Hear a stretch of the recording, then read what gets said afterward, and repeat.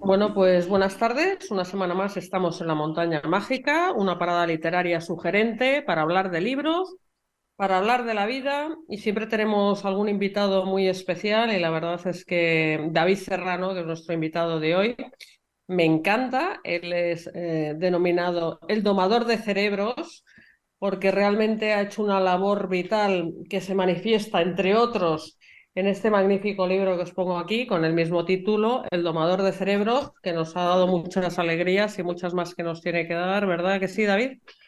Supero. Buenos días a los oyentes en directo y a los oyentes en diferido. Y nada, vamos a lanzarnos a nuestra aventura.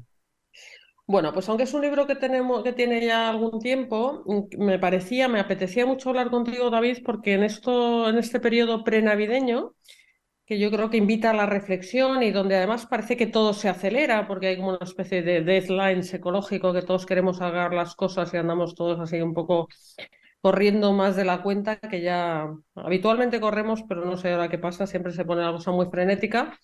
Creo que es una reflexión muy oportuna, ¿eh? Creo que realmente está muy bien traída la metáfora de que hay que domar eso que a veces parece más un león en una jaula que un órgano que nos tiene que ayudar a organizar y a hacer una vida pues, más fácil, ¿no? Y para eso lo tenemos. Bueno, vamos a hablar de eso y mucho más, porque también tenemos alguna cosita por ahí muy mona, unas cartas mindfulness preciosas y todo, seguro que tienes un montón de proyectos nuevos en cartera que podemos compartir. Pero bueno, antes de iniciar esta conversación, tenemos a Rocío Aguilar, que es la directora de comunicación de Editorial Colima, que nos va a presentar muchísimo mejor al invitado, como siempre. Adelante, Rocío. Muchas gracias, Marta. Bueno, pues dejadme presentaros a nuestro invitado de hoy en esta edición de La Montaña Mágica un poquito más en profundidad. Hoy tenemos con nosotras a David Serrano. Es emprendedor y consultor, tiene formación en dirección de empresas, marketing, coaching, inteligencia emocional y mindfulness. Tiene una experiencia de más de 400 horas como consultor estratégico en desarrollo personal y también más de 500 horas de práctica meditativa. David compagina su propósito de mejorar la calidad de vida de sus lectores con el mundo de la empresa, donde ha dedicado más de 18 años a compañías como Heineken, Procter & Gamble, Microsoft, Repsol, BMW, Orange o Bifitter, entre otras. El domador de cerebros es su primer ensayo para el desarrollo personal, la autoindagación, donde nos guía con precisión a través de 40 propuestas para aprender a controlar nuestra mente y así mejorar nuestra vida con un enfoque eminentemente práctico, además, gracias a su experiencia en la consultoría personal y empresarial. Este libro, El domador de cerebros, que está editado por Colima, casi se me olvida decirlo, es el resultado de más de 2 décadas de búsqueda y práctica personal en múltiples disciplinas y filosofías, como la inteligencia emocional, el mindfulness, la neurociencia, el budismo, el estoicismo, la psicología y la meditación. Con todo esto, David nos formula estas 40 propuestas, como decía antes, para ayudar a reducir el estrés y a regular las emociones. En definitiva, a mejorar nuestra vida.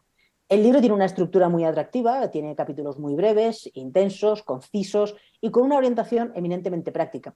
Además, el libro se puede leer de forma lineal, capítulo a capítulo, pero también se pueden leer los capítulos al azar, porque cada uno tiene entidad propia y no sigue en un orden específico para que así resulte más sencillo alcanzar nuestros objetivos. Yo creo que la propuesta que tenemos hoy en la Montaña Mágica es muy interesante, así que os dejo con Marta y con David. Pues muchas gracias, Rocío, como siempre. Y bueno, estoy deseando hablar con David porque vais a ver que la hora se nos va a quedar corta. Él es una persona muy interesante, pero como siempre, para meternos en atmósfera, pues Pedro nos va amablemente a pinchar el book trailer que tenemos del libro y empezamos a hablar.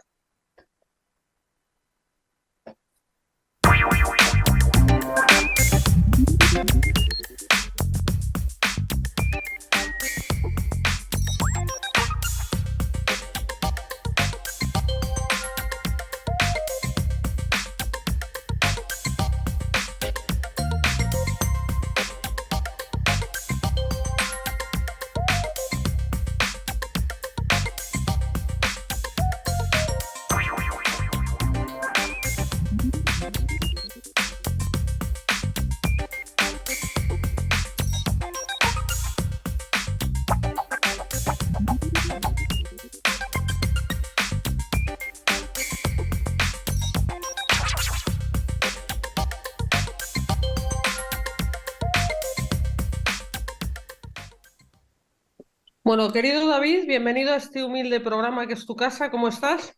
Muy bien, muchas gracias. Encantado, como siempre, de compartir contigo y con tus acertadas preguntas, siempre interesantes, que en pocos sitios reconozco que haya tanta profundidad en las preguntas como he tenido contigo. Y eso la verdad que es un placer porque invita a hacer el esfuerzo de salirse un poco de los márgenes, ¿no? Y ir un poquito a ahondar más allá de lo esperado. Pues gracias por la confianza que me otorgas, porque todavía ni siquiera sé cuáles van a ser esas preguntas. Nos irán surgiendo en esta conversación, que ya te digo, hacía tiempo que no hablábamos y yo creo mucho en que hay que predicar con el ejemplo. Y te decía, me parecía oportuno antes de Navidades invitarte, porque la primera que necesita parar y que está frenética soy yo. Y fíjate que el subtítulo de este programa, de título pues muy literario, ¿no? La montaña mágica, es una parada literaria sugerente. O sea, me parece importante reservar un espacio para hablar tranquilamente, te diría casi de lo que nos apetezca, que es de lo nuestro, ¿no? De todo nuestro proyecto común, ¿no? Sí, al final creo que si analizamos un poco desde la calma, el hecho de parar ya no solamente está casi penalizado por el sistema, sino que está como mal visto, ¿no? Está como criminalizado el hecho del hacer nada, ¿no? Que ya es otro tipo de hacer, ya no es el no hacer, sino el hacer nada, el darnos el permiso de observar qué sucede en el silencio y en la soledad, ¿no?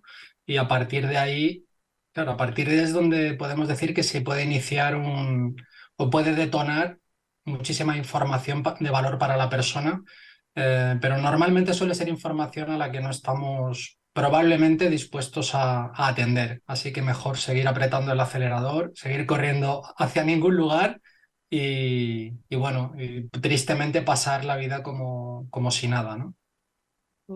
Oye, este libro del que hablamos, El domador de cerebros, lo vuelvo a enseñar aquí. Me acuerdo cuando me lo presentaste en mi despacho y bueno, como tú tienes un background pues muy de publicista y tal, pues acertaste mucho en el formato, que a mí me cautivó desde el principio, porque es un libro aparentemente, bueno, tiene 150 páginas, es decir, es un librito, ¿vale? Por decirlo de alguna forma, parece despectiva y es todo lo contrario, pero en páginas, digamos, reducidas, como bien decía Rocío, en capítulos muy diversos y prácticos y además una maqueta preciosa porque tiene unos dibujitos monísimos, unas citas inspiradoras. Se cubre mucho porque también al presentarte Rocío decía algo muy relevante, el que sea breve no quiere decir que haya muchísimo trabajo, que es lo que siempre he admirado de ti, David. Tú eres una persona rigurosa que profundiza. Esto te ha llevado, no sé si Rocío hablaba de 2 años, pero esto es una vida de experiencias, pensar sobre las cosas, reflexiones, intentar hablar, extraer pues esos puntos que no son solamente del cerebro. Esto no es un libro de neurociencias, ¿a que no? Eso es una de las cosas que me gustan de ti, ¿no? Que eres una persona, hablabas tú de mi profundidad y ahora te lo devuelvo, ¿sabes? También como elogio hacia ti, tú también eres una persona muy profunda y, como decía, rigurosa y que hace las cosas bien, ¿no? Y eso es una maravilla. Te agradezco tus palabras, Marta, de corazón y lo sabes. Y bueno, al final creo que somos el resultado de las experiencias que la vida guarda para nosotros, ¿no? Y en ese sentido, pues sí, como bien dices, pues dedico en mi otra faceta profesional mucho tiempo a grandes compañías multinacionales, pymes, e incluso autónomos, a toda la parte comunicativa, ¿no? De publicidad principalmente y con una vertiente muy creativa. Y si hay algo que distingue el sector publicitario, pues es la necesidad de síntesis, ¿no? Cómo coger muchísima información, trasladarla en el menor número de segundos posible y que sea relevante además, ¿no? Dado el caos informativo o de impactos que tenemos. Entonces, inevitablemente, cuando me lanzo a aterrizar, pues la experiencia vital, ¿no? En definitiva, es el domador de cerebros. En un libro, pues inevitablemente sale a relucir, pues allí por donde estás pisando, ¿no? Y esa variante creativa, comunicativa o el profesional, pues se deja traslucir obviamente en el libro. Y el libro en sí como tal, hablas tú de profundidad. Creo que al final la vida nos arrastra y la profundidad muchas veces es fruto o siendo honesto, de los palos en los cuales te ha tocado, los palos que te ha dado la vida, ¿no? El otro día no sé con quién hablaba con una persona acerca del coaching y demás, y por desgracia, el coaching en cierta medida o en muchísimos sectores se ha devaluado, se ha infravalorado, se ha confundido, porque el coaching como tal no es simplemente me formo, me cojo una serie de herramientas y las pongo a disposición de un cliente. Creo que un buen coach necesita haber tenido una vida cuanto menos intensa, abierta, una vida no fácil, no digo una vida difícil, digo una vida no fácil. Y eso es lo que al final te permite acompañar el proceso de otras personas, es lo que te permite escribir un libro como El domador de cerebros, porque no has tenido una trayectoria sencilla. Una trayectoria sencilla no te permite acompañar procesos complejos. Entonces, bueno, El domador de cerebros sí es esto, ¿no? Son síntesis, son invitaciones. Me gusta compararlo con un catering, ¿no? Pasas una bandeja y pruebas un pedacito de algo y esto, me gusta, pues voy a profundizar sobre esto. Y pasa otra bandeja y de otra cosa. Quería abrir mucho el abanico y creo que eso es bueno, hoy en día creo que se puede hablar de éxito del libro. Creo que es el éxito de por qué está funcionando y sigue funcionando tan bien El domador de cerebros. Me parece muy interesante lo que dices porque se nos llena la boca de palabras pues en sí mismas suenan bien, suenan como, ¿sabes? Como luminosas, liderazgo, pues el propio coaching.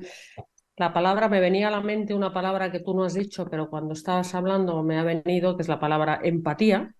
Es una palabra maravillosa, pero empatía es una palabra muy alejada de la realidad que practiquemos por muy buena intención que tengamos, porque la empatía de verdad, que es realmente ponerte, vamos a hablar de la mente, iba a decir en los zapatos, pero ya que estamos con el cerebro, en la mente del otro, ver el mundo, e intentar, por lo menos, intentar ver el mundo desde las gafas, desde la mente de otro, para desde ahí, bueno, pues intentar acompañarle, acercarnos o comprenderle o lo que estemos en esa aspirando a hacer en esa relación, bueno, pues eso ya estamos hablando de cosas muy difíciles, ¿no?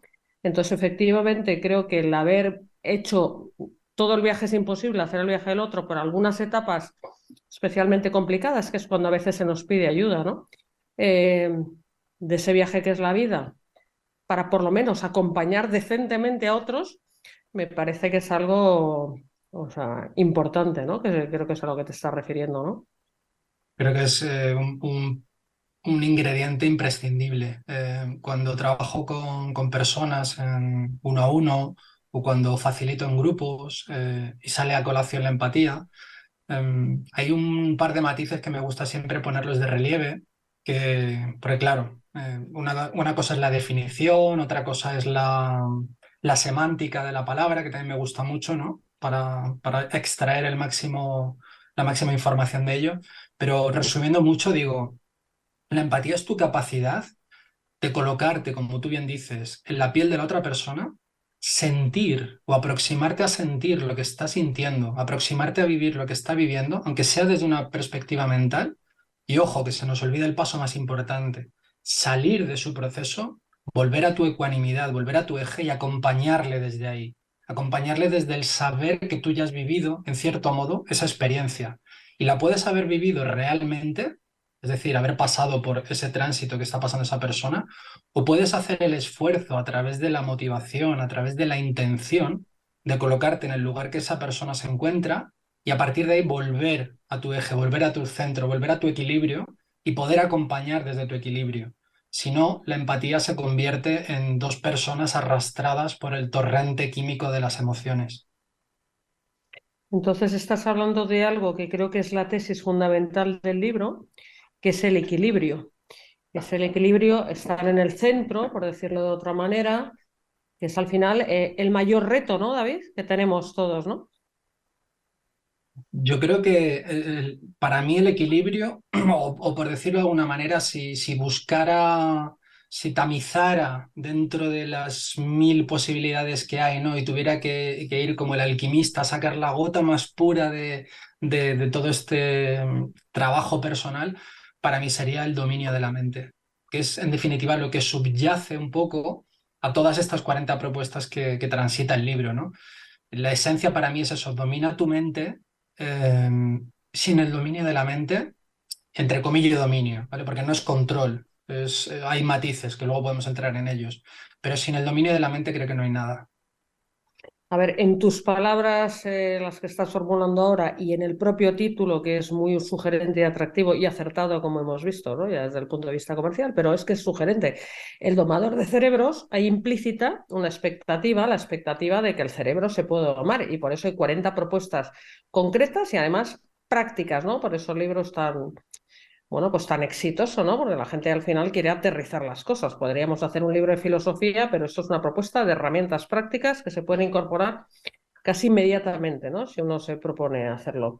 Entonces, vuelvo un poco al asunto. ¿Es domable el cerebro? Creo que en el tiempo que me dediqué a picar piedra para el título, creo que encontré la palabra domar porque miraba realmente al domador de leones, ¿no? Y dije, bueno, ¿y si cambiamos el león por el cerebro? Y el ser domador de un león no significa que el león en un momento dado no te vaya a morder, como sucede y como ha sucedido y como hemos visto, ¿no? En muchos domadores en el circo de repente se produce la tragedia. Y creo que es algo con lo que tenemos que aprender a convivir. El hecho de que no vamos a tener siempre la partida ganada respecto a nuestro cerebro, barra mente, pero que es el camino. Y el hecho de entrenarnos en ello nos va a facilitar el hecho de tener como más capacidad en el día a día para no vernos arrastrados por la cantidad de automatismos, la cantidad de limitaciones que inconscientemente convivimos con ellas cada día y en el momento que las ponemos de relieve dejan de ser inconscientes y empezamos a tener más control, entre comillas, control sobre ellas. Una forma de resumir esto, el control nos ahorra sufrimiento innecesario, ¿no, David? Buena pregunta. ¿Nos ahorra sufrimiento? Probablemente sí. Sí, entiendo que sí. Lo que no nos ahorra seguramente es el dolor. Está la manida frase, ¿no? Del dolor es inevitable. Sí, en cierta manera. Atribuida, no sabemos si bien o no a Buda, ¿no?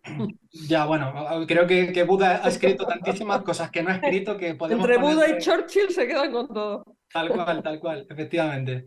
Sí, sí, si lo llevamos incluso a términos neurocientíficos o neurológicos, si el sufrimiento nace de la amígdala, de la zona amigdalar del cerebro, porque está vinculada a todo el tema emocional y la emoción y el sufrimiento van de la mano.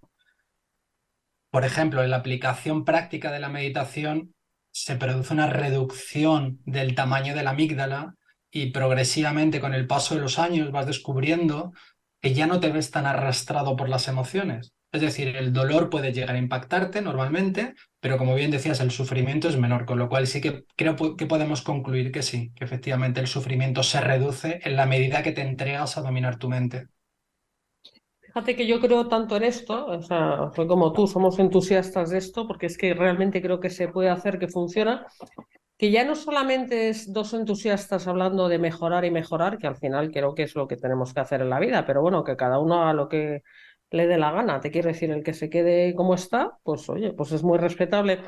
Pero, ¿cuál es el coste de no hacerlo, de no ocuparte de tu mente? Estoy pensando en, pues, en gente que tengo alrededor, cortocircuitada, por decirlo de alguna manera, ¿no? Uno de los factores, digamos, que ha ayudado a acelerar algo que seguramente estaba ahí, pero que ha contribuido, ha sido pues estos años así un poco turbulentos, la pandemia, todo este rollo que hemos pasado todos, pero realmente ha habido gente que la mente, o sea, por decirlo, seguir con la metáfora, o sea, le ha petado, ¿sabes? O sea, y hay un montón de burnout y todas estas cosas, y perdonar los anglicismos, pero o sea, ya sabéis que los ingleses son buenos para definir estas cosas. La gente está, o sea, ha quemado, ha caído en depresiones y en otro tipo de situaciones graves ya de salud, etcétera, ¿no?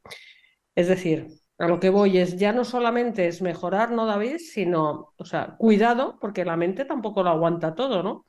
Llega un momento que se resiente, ¿no? De todo lo que no estamos haciendo por ella. Sin duda, esto es como la persona que va al gimnasio Y a mí personalmente me pasó, ¿no? Tuve un accidente de moto con mi hermano y los dos salvamos la vida, literalmente, ¿no? Según nos dijeron las móviles, habéis salvado la vida por la estructura muscular que tenéis. Esto es igual. Tú puedes salvar tu vida por la estructura o el entrenamiento mental que lleves.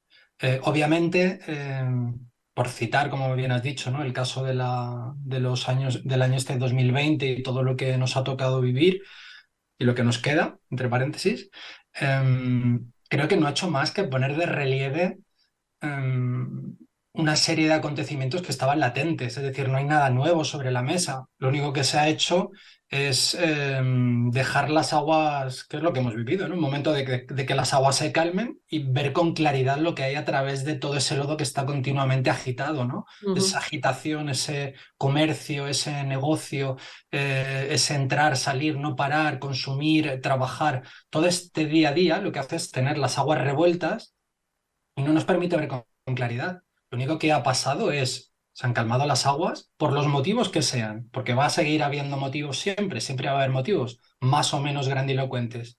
Hemos visto con claridad y hemos descubierto que estamos caminando sobre un sistema, si me permites la palabra, podrido. Es un sistema que ya no funciona, que no se sostiene ni a sí mismo, pero nos perpetuamos en un mecanismo por el temor a iniciar un nuevo modelo. Y como nuestro cerebro es así de cómodo, que todo lo que significa cambio lo rehuye, lo rechaza, y todo lo que significa reinventar le tiene un pavor enorme por el consumo de energía que supondría para el sistema, a priori hay un ponerse de uñas y que todo vuelva a ser como estaba, que todo vuelva a ser como antes. Pero es que esto está agotado ya, está agotado, se ha terminado. Y por eso hay muchas personas que están entrando en burnout, están entrando en colapso, porque son incapaces de adaptarse al cambio que está solicitando el nuevo sistema. Obviamente esto será progresivo, llevará más o menos tiempo, pero, pero la base es estar entrenado. Yo estoy de acuerdo contigo y estoy de acuerdo en la lectura que haces de los años así un poco espesos que hemos pasado. Es un espejo de lo que no queríamos ver porque estamos tan metidos en la trinchera y es una oportunidad para verlo y no repetir ciertos errores. Algunos parece que es difícil que salgamos de ellos porque todo no se puede cambiar de golpe, pero sí que intentar. Y uno de los errores es efectivamente en tiempos de calma es cuando hay que entrenarse. Tú hablabas también del cuerpo, de todo, y luego cuando viene la crisis estás preparado pues para lo que te echen encima, o más preparado. Nunca está uno suficientemente preparado. Entonces, de cara a ese entrenamiento que tú lo propones, pues eso, con 40 ideas prácticas, además de una que es más conocida, pero que también podemos empezar por esta, no por ser conocida no quiere decir que no invitemos a la gente porque realmente es muy útil, que es la meditación, ¿no? La meditación como una de las técnicas, por eso el mindfulness ha venido para quedarse, ¿no? Porque realmente es que cuando las cosas tienen sentido, pues entonces, además, como digo yo, es un chollo, es gratis, ¿sabes? Lo puede hacer cualquiera. Pero bueno, es verdad que hay gente que todavía lo de la meditación le da un poco de reparo, o lo ha intentado y no persiste. Pero bueno, podemos empezar por este e ir añadiendo algún ingrediente más a la coctelera, David. Tú eres un gran meditador, llevas toda la vida meditando. Bueno, creo que con meditar ya no se es grande ni pequeño. Creo que con meditar uno ya cumple, por decirlo de alguna manera, muchísimos de los requisitos o el gran requisito para empezar a comprender los mecanismos de la mente, ¿no? Hay tantísimo, tantísimo humo, tantísima confusión, tantísima exceso de información acerca de la meditación. Y la meditación no es otra cosa que asistir disociado a los mecanismos de la mente. Y a partir de ahí uno empieza a comprender. Mm. Obviamente esto es recomendable hacerlo con guía, porque tampoco es recomendable para todo el mundo, pero sí, personalmente estoy enamorado de la meditación. He probado, pues eso, en 44 años de vida que llevo, de esta encarnación, he probado prácticamente casi todo lo que hay en el mundo de la industria esta del desarrollo personal, ¿no? Y, y diría que la meditación es el gran pilar que debería sostener casi cualquier intento de incorporar otro tipo de herramientas. Y de hecho, de la meditación nacen otras ramas que son imprescindibles apoyarse en la propia meditación para llevarlas a buen puerto. Así que sí, creo que la meditación es uno de los primeros ingredientes básicos. Esta semana pasada estoy terminando de cerrar un acuerdo con una multinacional americana para introducir la meditación en la propia empresa, con los empleados, y todavía hay mucha reticencia y mucho miedo. Hay el departamento de psicólogos y tal, tiene su temor a que nazcan cosas en las personas, obviamente, ¿no? Porque vas a asistir a tus propios mecanismos y van a nacer cosas y se van a presentar cosas, pero todavía hay mucho desconocimiento y mucho temor. Pero bueno, estamos en ello, es cuestión de paciencia y de seguir invitando y poniendo herramientas y acompañando a la gente a ello. Sí, sí, está muy bien formular invitaciones amables, pero bueno, que no quede por no invitar. ¿Qué otras sugerencias así puedes formular tú en el camino de las 40? No hace falta que repasemos toda la lista, pero alguna que te venga así rápido a la mente. Sí, si te soy honesto, el libro lo escribí hace, me parece que 6 años, o sea, y no, y lo he leído tantísimas veces para revisarlo y demás que no lo he vuelto a leer. Pero bueno, como yo sigo aplicando muchas de las propuestas, hay una de ellas que es el tema del agua fría, que la gente, bueno, pues está como muy difundido en el mundo deportivo y demás. Y yo quise llevarlo un paso más allá. Bueno, primero, el tema del agua fría es, termina tus duchas, si te duchas normalmente con agua caliente, que creo que es lo que hace el común de los mortales, pues termínala con 30 segunditos mínimo de agua fría, ¿no? Y en el libro explico la inmensidad de beneficios que esto tiene para la salud física, incluso para la salud mental y salud emocional. Y, y aprovecho a compartirte que no contento con los 30 segundos, hace casi 2 años me propuse el hecho de decir, bueno, ¿puedo llevar esto un paso más allá? Y llevo 2 años sin utilizar el agua caliente en las duchas, explorando qué beneficio tiene el hecho del agua fría, ¿no? Como digo en el libro, la comunidad ateniense decía que el Imperio Romano encontró su declive en el momento que entró el agua caliente en las termas y en la comunidad, como que el pueblo se ablandó, perdieron la fuerza los ejércitos y demás, ¿no? Un poco un guiño a nivel humorístico, pero bueno, que se contempla como tal. ¿Y cuál ha sido mi sorpresa? Que el agua fría continua y exclusiva durante 2 años prácticamente produce una importante transformación a nivel de procesos mentales y procesos emocionales. Y ahí lo dejo porque da para muchísimo, pero bueno, igual que en el libro, yo lanzo pequeños globos sonda, invitaciones, y diría que trabajar con el agua fría trae importante información para la persona. Me acuerdo perfectamente de esta recomendación de tu libro, porque me divirtió cuando yo también estaba buceando las páginas de tu libro, eh, porque yo lo aplicaba, no sé dónde lo leí o lo vi cuando mis hijos, yo tengo 4 hijos, claro, con 4 hijos, hay momentos además bastante seguidos, tuve 4 hijos en 6 años, entonces cuando todos se ponen ya muy ofuscados, típica rabieta, ¿sabes? Vas por la calle y se tira uno al suelo a patalear, modo, aunque mis niños han sido buenos, pero eso siempre nos ha pasado a todas las madres.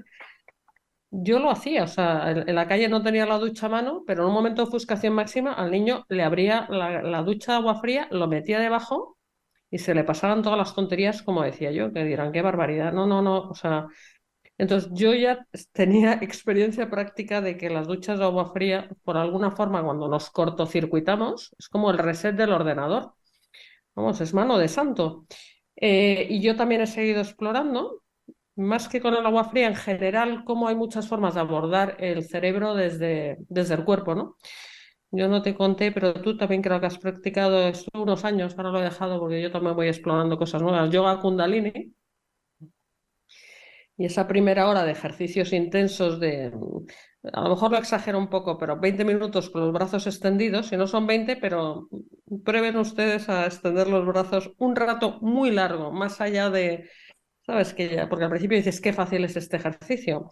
Tienes que vencer ese umbral de no puedo, no puedo. Cuando ves que puedes vencer ese umbral, ya te da igual estar 20 que 3 horas. Es una cosa alucinante, porque básicamente dejas de sentir esa parte del cuerpo y te sientes como poderoso, o sea, que puedes con eso y con mucho más, ¿no? Pero es una tecnología, me di cuenta, para meditar, donde si metes mucha caña al cuerpo, por decirlo de una forma rápida, pues efectivamente todos los pensamientos estos que hay por ahí dando la brasa, que son totalmente absurdos y que no aportan nada, se esfuman por arte de magia. Y eso es muy bueno. Entonces, cuando no sepamos cómo abordar el cerebro per se, ¿no? Pues el cuerpo siempre es una forma más sencilla de entenderlo, ¿no? De cómo hacerlo, ¿no? Y cada uno puede buscar sus fórmulas. Y por lo tanto, el agua fría yo creo que es ese atajo que parece así como, sí, un poco durillo, pero no pasa nada, te metes, o sea, no te va a pasar nada. Sí, si quieres podemos ofrecer otra alternativa más amable y que también viene muy de las tradiciones orientales, en las cuales tengo, no sé si la palabra es fe o confianza o absolutamente todo, porque ellos albergan un conocimiento que a nosotros se nos ha ido negando progresivamente a través de ciertas instituciones religiosas a lo largo de nuestra historia, pero que si miramos, si seguimos mirando hacia Oriente, por ejemplo, el uso de la respiración y las infinitas técnicas que hay para traducirlas en un cambio de estados emocionales o mentales, ¿no? Y con esto podemos ir, pues incluso el propio Kundalini que mencionabas, podemos llevarlo a prácticamente cualquier objetivo de la vida. En el libro creo que me quedo muy cortito, paso muy someramente, pero al menos recuerdo que ofrezco dos técnicas diferentes para inducir estados de calma, para reducción del estrés y, bueno, pues eso, invitar también al tema del uso de la respiración consciente, que creo que nos da un enorme control y los resultados son prácticamente inmediatos.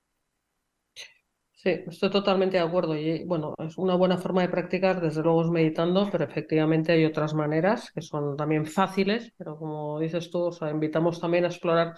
Déjame que más cosas que se me van ocurriendo hablando contigo. A mí hay una cosa que también me funciona, a ver a ti qué te parece, que es el tema de la programación mental.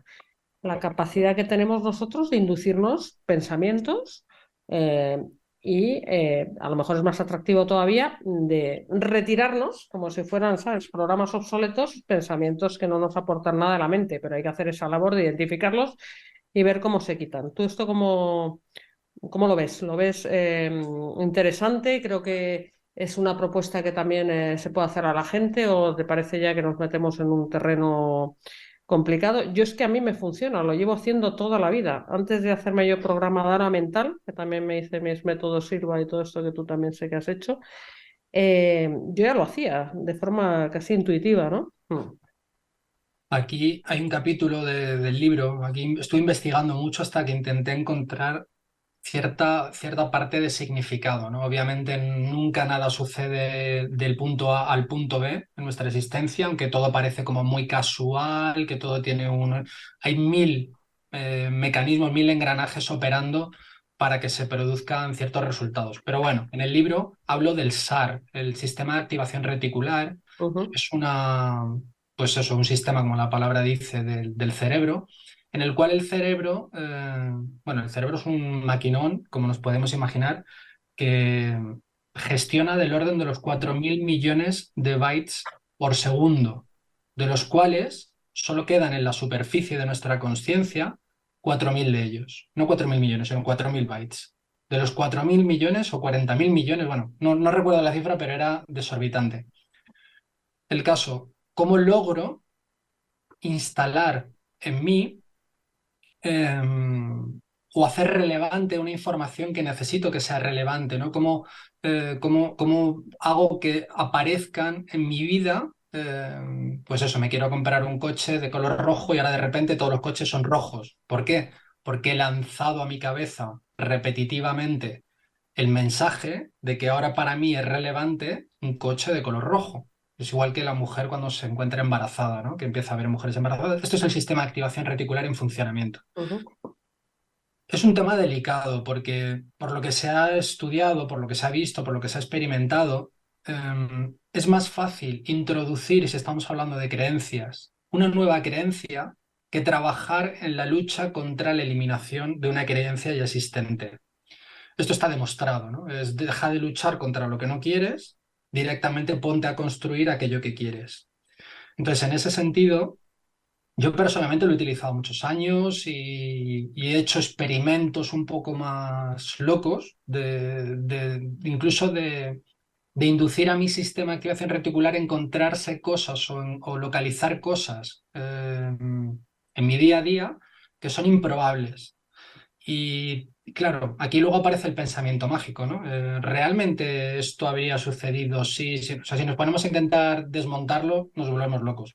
Pero es divertido, cuanto menos. Se producen resultados realmente si uno se entrega a ello y, y no hace más que abrirnos paradojas de realmente qué capacidad tenemos o no tenemos o cuánto queda latente de lo que creemos ser, ¿no? Te voy a decir las cosas concretas que hago yo. Yo cuando me meto en la cama intento que mi último pensamiento, antes de perder la conciencia, y me encanta observar ese momento donde todo se empieza como a difuminar, o sea, me encanta ser observadora de ese momento, sea positivo. O sea, intento meterme con un último pensamiento en la cama. Intento levantarme con un pensamiento positivo. Primero agradecimiento, inducir a mi mente a pensamientos positivos. Ahí me es más fácil vigilar mi mente porque estoy ahí conmigo misma. Luego el día se empieza a complicar. Como es difícil vigilar los pensamientos, algo que eso te pongas a meditar, pero intento ser muy vigilante en mis palabras, David. Intento lo que programo, o sea, lo que inconscientemente, como no sé lo que estoy programando, pero sí vigilo mis palabras. Y de hecho vigilo mis palabras y de las que tengo alrededor, porque tenemos la mala costumbre, tenemos la intención de pensar algo bueno para nuestra vida y de estar todo el día desprogramando en modo al manifestarnos, ¿no? Al decirlo, o sea, simplemente quejándonos o diciendo cosas que no queremos para nosotros. No las digas. Yo soy muy cuidadosa con eso. No digo nada que no quiero para mí. Y por lo tanto, de ahí aguas arriba, creo que es una forma de programar inconscientemente la mente, ¿no? Eso es lo que yo procuro hacer, que creo que son recomendaciones de tu libro y lo cuento porque creo que es eficaz. O sea, creo que la vida va mejor cuando uno, porque si no, es que acabas generando por el sistema reticular activo o porque hay esa magia o porque vas atrayendo al final aquello en lo que estás centrado, ¿no? O sea, toda tu energía y tus impulsos, pero sin darnos cuenta estamos programando todo lo negativo. Hay mucha negatividad en el ambiente. Es fácil sentirse arrastrado por este halo, ¿no? En conversaciones, ahora que vamos a estar con mucha gente en modo navideño y tal, es fácil meterse en conversaciones negativas sobre cómo va todo de mal, sobre los problemas que tenemos. Es que hay que huir de eso. ¿Estás de acuerdo? Sí, sí, me parece muy interesante que lo pongas de relieve. De hecho, si te parece, vamos a compartir otro de los ejercicios del libro, una parte de todo el ejercicio completo, porque es un poquito más largo, tiene muchas más salidas, pero es el hecho ese de antes de entrar en la cama o ya entrando en la cama, ¿no? Para dormir, es hacer el ejercicio del agradecimiento, ¿no? Y el ejercicio del agradecimiento es algo tan sencillo, yo lo planteo en dos áreas. Una hacia mí, otra hacia los demás.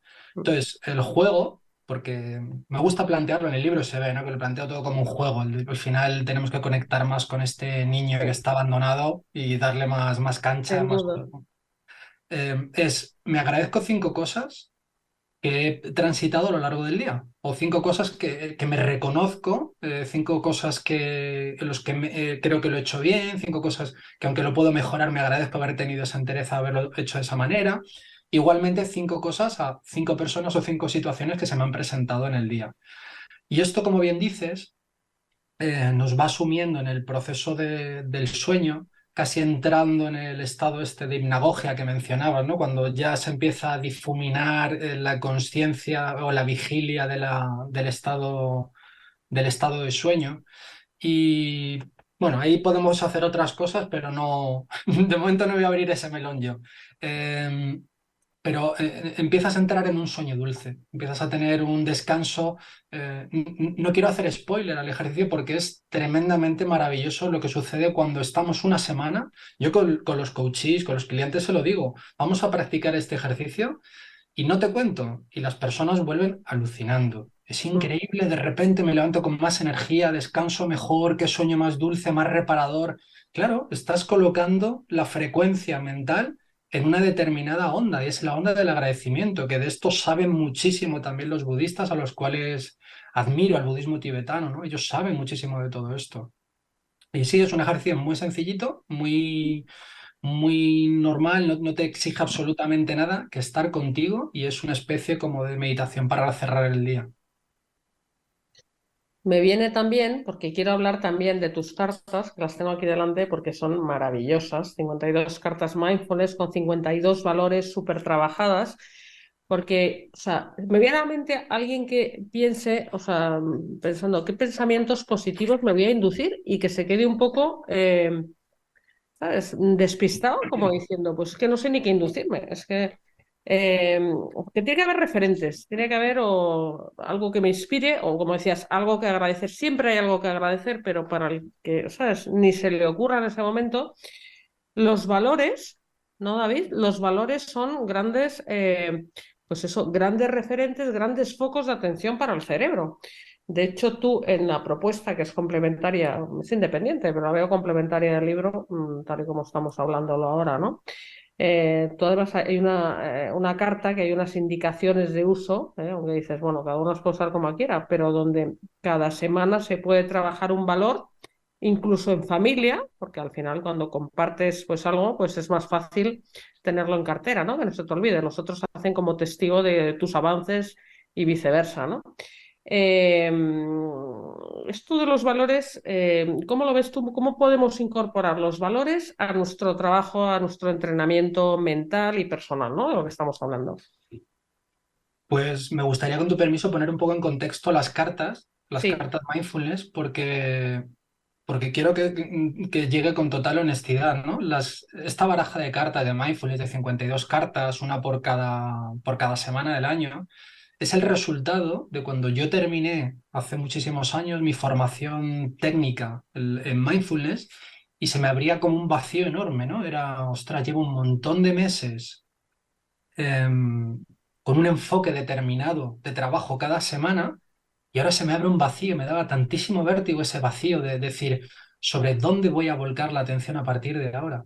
Y este fue el resultado. Yo me hice una baraja para mí con 52 propuestas para que cada semana del año yo tuviera un enfoque sobre el cual aplicar mi atención, y una manera como amable como tú dices, ¿no? Vale, ¿y ahora qué palo toco, ¿no? Vale, sí, tengo una serie de hábitos, de rutinas muy saludables, pero necesito un puntito más, ¿no? Esa guinda que corone la tarta de mi trabajo.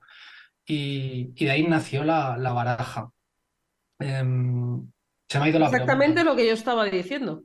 Sí, ¿cuál era la pregunta al final? Porque se me ha No, ido bueno, todo. es una conversación, o sea, no es una pregunta. Sí, pues efectivamente, ¿cómo juegan los valores? Pero lo estás diciendo bien. Sí, Me ha faltado exactamente. utilizar la palabra que es la acertada, la que has utilizado tú, vacío. Porque el cerebro, yo a veces en alguna clase que doy, que tengo un curso que me inventé hace un par de años que doy, y me lo paso muy bien, Master Yourself. Ujú. Pongo ¿sabes? Una imagen de un perro con un hueso, porque el cerebro necesita siempre algo, o sea, cuanto más grande sea el hueso y más inquieto sea el perro, pues ¿sabes? Necesita algo y efectivamente en ese vacío, o sea, darle algo interesante y suculento es una forma efectivamente de centrar la energía y la atención y que no se disperse o se deje llevar pues por cosas que nos llevan al huerto, básicamente, ¿no? Sí, fíjate, ahora buscando la metáfora me viene así a la cabeza: si el domador de cerebros tiene en sus manos, ¿no? Tiene el aro y el látigo, que el látigo ha sido como muchas personas que me lo han dicho, hay un látigo, qué imagen tan dura. Bueno, pues hay que darle un poco de caña, ¿no? En ese Sí. sentido al cerebro. Pues para mí el libro sería el látigo, y el aro a través del cual salta el león, en este caso el cerebro, serían las cartas. Fíjate que no me había parado nunca a pensarlo. Y es eso, ¿no? Tener entretenido, ¿con qué entretengo a un cerebro que es lo que llaman los tibetanos la mente de mono, ¿no? Que está saltando de un lado para otro. Bueno, no vas a estar saltando de un lado para otro, vas a saltar a través de este aro. Y este aro esta semana consiste en, bueno, pues la propuesta de la carta. Que todo se ha dicho, yo sigo trabajando desde que creé las cartas hace años con mi carta todas las semanas. O sea, es un hábito que tengo instalado. No creo un producto para que otras personas se beneficien solamente. Creo un producto que he testado en mí, que confío en él, que yo lo utilizo, e invito a otras personas a que puedan disfrutar y obtener los beneficios que yo estoy obteniendo de ello. O sea, que son propuestas absolutamente honestas en ese sentido. Estaba pensando en la atención, o sea, lo importante que es mantener la atención, pues para obtener el control. Sin embargo, estamos en un ambiente donde se persigue nuestra atención, o sea, el objetivo, o sea, se compite por nuestra atención, véase la tecnología. Estoy pensando pues en estas nuevas generaciones, bueno, todos estamos igual, pero estos nuevos niños donde acceden a la tecnología pues a edades muy tempranas y de hecho ya se diagnostica cada vez con más frecuencia déficit de atención y estas cosas. Y no me sorprende, porque es bastante paranoico atender a tantas cosas y tan rápidas, ¿no? Eh, ¿cómo, o sea, cómo podemos, ¿sabes?, reconducir esta situación? Porque en vez de mejorar con todas estas herramientas y reflexiones y avances científicos, y ahora sí que estoy pensando en la neurociencia, o sea, sabemos muchas cosas de cómo somos y del comportamiento humano, o sea, ¿sabes?, tenemos mucho conocimiento y sin embargo parece que todo va a peor en este sentido, ¿no? O sea, en vez de cuidarnos más, e incluso, ¿sabes?, no somos capaces ni de cuidar y proteger, pues ya te digo, a los más vulnerables o los más, pues eso, los que están más abiertos ahora, que son los niños, ¿no? Yo creo que con mucha irresponsabilidad, pues efectivamente se les somete a estos escenarios, pues ya te digo, sobre todo tecnológicos, que es uno de los factores, ¿no? Aunque hay otros, ¿no?, de estilo de vida, etcétera. ¿Cómo podemos provocar aquí un cambio? Yo ya sabes que mi cambio, mi propuesta personal, David, es unir punto a punto, hacer una gran pandilla en la que tú te cuentas como uno de los elementos fundamentales, pero ya somos 300, porque creo que con los libros se pueden hacer cosas, ¿no?, en términos de difundir, pero ¿qué más podríamos hacer para convencer a todo el mundo de la importancia que es cuidar esa atención, cuidar el cerebro, centrarnos? O sea, estoy segura de que tú piensas mucho al respecto, porque me impresionó hace un tiempo, ya hace a lo mejor 2 años, no sé si fue la pandemia, que hablé contigo, estabas ahí en tu casa en Mallorca, me dijiste, no, voy a estar 2 años cerrado, pensando, reflexionando. Me encantó, yo muchas veces lo he contado por ahí, digo, es que David está reflexionando, me encanta. ¿Sabes? Me parece algo que todos deberíamos hacer, ¿no? Un buen tiempo darnos para reflexionar. Seguro que tú has pensado sobre esto, ¿no? Sí, sí, ciertamente. Uf, es complicado porque en definitiva estamos hablando de no aceptar el proceso ajeno, ¿no? A priori. Desde nuestra óptica probablemente es un drama los déficits de atención, entre otras muchísimas cosas. Para mí hay muchos déficits ahora mismo en las sociedades que estamos habitando. Uno de ellos es el de la atención, como mencionas, pero creo que antes que el de la atención está el de la responsabilidad, ¿no? Vivimos una caída estrepitosa en los índices de responsabilidad sobre la propia vida de la persona. Las personas se han alienado directamente de responder ante ellos mismos. Han soltado las riendas de su vida y se las han entregado bien al sistema en las diferentes formas que el sistema aparentemente te provee de la manida palabra esta que tanto está sobre la mesa, de la seguridad, ¿no? Que es tan poco creíble como cualquier otra, ¿no? Es una falacia, es una fantasía. No hay seguridad como tal, cualquier cosa se deshace de un plumazo. Pero, pero, en ese acto de entregar las riendas de la responsabilidad de uno, pues estás absolutamente fuera de juego. Entonces, olvídate de intentar recuperar tu atención, olvídate de intentar domar tu cerebro. Lo paradójico de todo esto, que en el momento que tú coges las riendas otra vez de tu vida, intentas, es que no quiero utilizar la palabra control, porque realmente no hay control, que es otra de las falacias, pero empiezas a sentir de alguna manera que eres corresponsable de los acontecimientos que suceden en tu vida, que no eres una barquita con los remos dentro a la cual le van dando las olas y eres arrastrada por las corrientes, sino que tú remas en una dirección y en esa dirección se van manifestando luego cosas.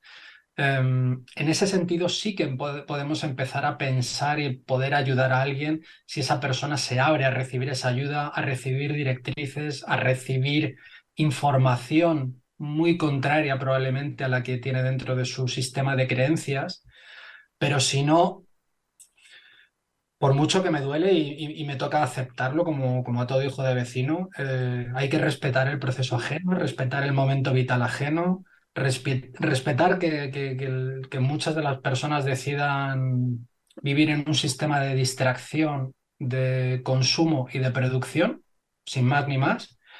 Y mientras tanto nosotros pues trabajar única y exclusivamente con el ejemplo de lo que creemos que es un camino más saludable personalmente y sistémicamente, ¿no? Porque en el momento que te empiezas a trabajar, empiezas a resonar de manera diferente para con el sistema y el sistema, de alguna manera, empieza a hacerse eco de tu cambio. Sí, pues gracias porque, a ver, he lanzado esta reflexión en voz alta porque yo tampoco tengo la respuesta y me interesará mucho tu opinión, pero pienso que después de lo que hemos visto, si alguien piensa que el sistema es confiable, efectivamente ha optado, y también lo respeto, efectivamente, porque no queda otra, pero opta por ponerse la venda en los ojos porque es verdad que, bueno, es cómodo, ¿no? Dejarse llevar. Ejercer la responsabilidad de uno, bueno, pues significa, pues eso, lo que es toda responsabilidad. Hay que trabajar más, bueno, hay que ver cosas que a lo mejor no interesa ver. Bueno, te voy a dejar un momento descansar porque en este programa, como hablamos de libros, tenemos una sección de librería. Entonces va a entrar Rocío a hacernos unas propuestas literarias y ahora todavía nos da para hablar 5 minutillos más. Adelante, Rocío. Sí, Marta, aquí tengo ya unas recomendaciones preparadas para hoy y precisamente la primera de ellas no es un libro, sino una baraja de cartas ideada precisamente por nuestro invitado David Serrano, editada por Coliba también. Son unas cartas mindfulness. Ya hemos comprobado a lo largo de estos últimos años que el mindfulness ha llegado a Occidente para integrar esas herramientas que Oriente lleva siglos aplicando para nuestro mejor desarrollo. Así que David Serrano ha creado 52 cartas mindfulness, y nos ofrece una propuesta muy atractiva para comenzar la toma de conciencia y el crecimiento personal. Cada una de estas 52 cartas contienen un ejercicio práctico de mejora, así como una afirmación para acompañar a cada persona en su camino. Igual que antes decíamos que el domador de cerebros puede ser leído en un orden casual, la forma de usar estas cartas es también aleatoria. La invitación original de David es usar una carta cada semana del año, 52 cartas, 52 lunes, y que esa propuesta de trabajo se lleve a cabo durante esa semana. Las cartas tienen un orden, así que pueden ser usadas desde la primera a la última de forma consecutiva o también al azar, es decir, barajar las cartas y aceptar la primera propuesta que nos aparezca. Incluso es posible trabajar en parejas o en grupos. Estas cartas mindfulness es una manera diferente de experimentar el mindfulness y también de entrenar nuestro cerebro, que es un poco de lo que estamos hablando hoy. La segunda recomendación de hoy ya es un libro, pero también es un libro muy especial. Está editado por Colima y se titula ¿Esperas o aspiras? Este libro está escrito a 4 manos por Marta Martín y Luis Poveda y tiene unas preciosas ilustraciones en el libro realizadas por Marta Alfayate. Esperas o aspiras se propone en sus páginas, a través de prácticas y ejercicios, que descubramos potencialidades que ya nos recordamos para ayudarnos a encontrar el sentido más profundo de nuestra vida. Esperas o aspiras se puede considerar un libro prácticamente iniciático, ya que propone un viaje hacia el interior de nosotros mismos de la mano de grandes personajes de la historia, la filosofía y la espiritualidad, como son Teresa de Jesús, San Juan de la Cruz, Siddhartha, Maimónides, Onagua, Ananta y Aristóteles. Todos ellos han dejado una huella muy significativa en la historia y tienen en común la búsqueda para alcanzar la plenitud en su vida. Son personajes reales, pero que aquí se han analizado desde una perspectiva muy diferente, analizando ese mensaje que llevan y su experiencia vital. Cada uno de los autores se encarga de proporcionar una perspectiva diferente a cada una de las cuestiones que plantean, mientras que Marta aporta esa parte más espiritual, el corazón. Luis Poveda se centra más en la razón, dotando al libro de un equilibrio perfecto. Y todo ello acompañado, como decía antes, de las preciosas ilustraciones de Marta Alfayate que iluminan el texto. Y ya la tercera, la última recomendación de hoy, es un libro que ha sido publicado este mismo año en España, en Estados Unidos fue hace un par de años, y se trata de Si lo crees, lo creas. Está escrito por Brian Tracy. El libro se define como una guía motivacional para usar la psicología del logro para desenterrar pensamientos y conductas negativas y desbloquear así nuestro potencial para el éxito. Si lo crees, lo creas, habla de la psicología del logro. Brian Tracy, su autor, Cuenta además en la realización de este libro con la ayuda de la psicoterapeuta Christina Stein. Este libro nos ayuda a reconocer cómo la negatividad consciente y sobre todo la inconsciente nos afecta en nuestra personalidad, en nuestra toma de decisiones, en nuestra perspectiva vital. Así que recuperar el control de nuestros propios pensamientos para convertir lo negativo en positivo y aprender a aceptar cambios de vida inesperados es fundamental. Es algo que ellos llaman, como decía, la psicología del logro. Bueno, todos estos, como siempre, todos estos libros están disponibles en Librería Colima. Nuestra web es www.libreriacolima.com y también nos podéis visitar en Madrid, en la calle Covarrubias 28. Y eso es todo. Muchas gracias a todos. Bueno, gracias, Rocío. Me gusta que vuelvas a hacer hincapié en las cartas para los que no hayan oído todo el programa y así queda más claro. David, fíjate, mientras oía a Rocío pensaba que tanto el domador como las cartas es una, vamos, fantástica propuesta para gestionar adecuadamente nuestro presente, que al fin y al cabo, como dicen los budistas, y hay un montón de frases muy bonitas al respecto al Dalai Lama concretamente, es lo único que tenemos, el presente, ¿no? La base es el presente, porque si no somos capaces ni de esto, pero además de que puedas comentar lo que quieras al respecto, faltaría más. Yo ya estoy pensando en el siguiente nivel de trabajo, que es otra capacidad del cerebro que tenemos maravillosa, David, que es la imaginación, volar por encima del presente para crear el futuro. Es un difícil equilibrio, ¿no? El mantenerse en el presente, y te lo dice alguien que trabaja como creativo publicitario, no te quiero contar más, ¿no? La pequeña tensión interna que se produce con evitar el presente y salirte a imaginar otros mundos, otras formas de comprender el actual, unir cosas que entre sí no están conectadas. Sí, creo que es el gran reto el evitar el instante, porque en el instante, como bien dicen las enseñanzas, nos deshacemos de lo que no podemos ya cambiar del pasado y de lo que no tenemos absolutamente ni idea que se nos presentará en el futuro. De modo que sí, en esencia es el gran reto, uno de los grandes retos.